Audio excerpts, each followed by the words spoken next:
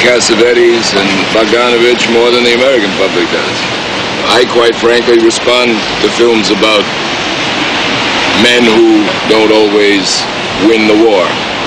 You might say the existential man, and maybe that's why Europe enjoys them more. They're a little closer to that. How did you first meet John Cassavetes and start working with him? Well, I knew John for years to say hello to, but we never became friends until we made husbands. I was out in the Universal lot doing something, so was he. He said, we're going to do a picture together. And a year later, we did a picture together.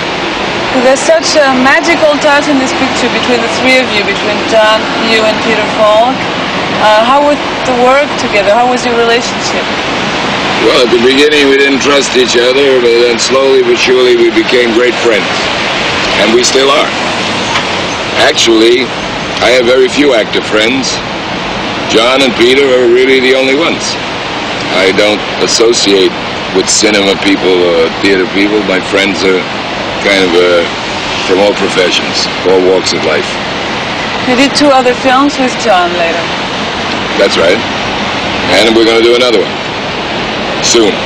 So how would you describe specifically working with John? I'm sure it's very different from other directors. Yes, John isn't as interested in structure as other directors are. He's not interested in precision. John is far more interested in behavior, in the surprise moments, the things that happen to people outside of the planned, plotted, structured film that is popular in this country, you know. The beginning, middle, and an end, and the hero must win and all that nonsense, which doesn't interest him. And within that kind of films, do you think Bogdanovich, Saint Jacques, and Cassavetes' Chinese Bookie are very different? Oh yeah, they're vastly different, worlds apart. Maybe the thing that seems to be similar is that they are not the prototype of the John Wayne American hero. There again, what I said earlier, that there is a flaw in both of them. There's also a beauty in both of them. The beauty, one has to make an effort in order to find it and understand it. That it's not easily written, as in most films, where the audience is led by the director and the screenwriter to think what they want them to think, to root for the character, to say, bravo, isn't that a wonderful man? Well, those characters bore me, quite frankly. And those kind of films bore me. You don't like John Wayne? He was all right. Do you like him? Yeah. Really? Why? I think he's a good actor. I like him. You thought he was a good actor? Yeah. All right. Good character, maybe, more. On a horse, it was nice. Yeah. Yeah.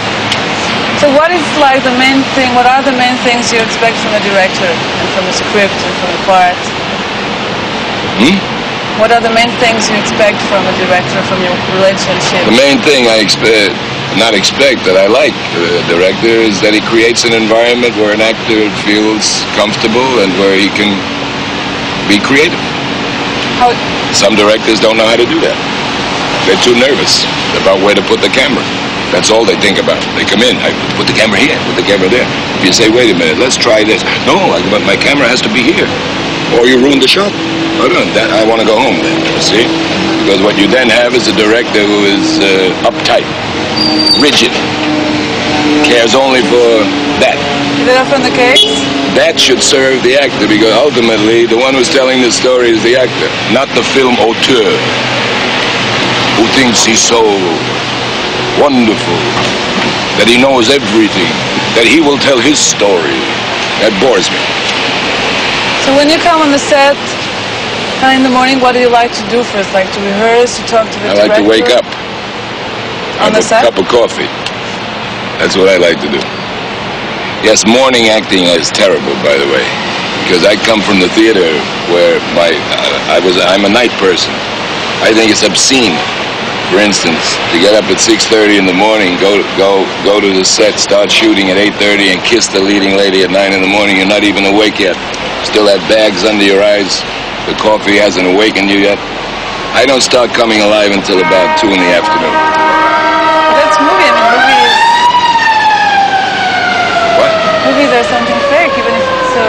You think they're fake. Even, no, sometimes you have the feeling they're real, like John Cassavetes movie. That's what I love about them. Yeah. But still, they're celluloid. Yes, you have to do it because you're a professional. But you don't have to enjoy it, kissing the leading lady at 9 in the morning. I like to kiss the leading lady later in the day. Especially if she's a stranger. Especially if the love scene is the first day you meet the person. It's usually the case in those professional films you talk about.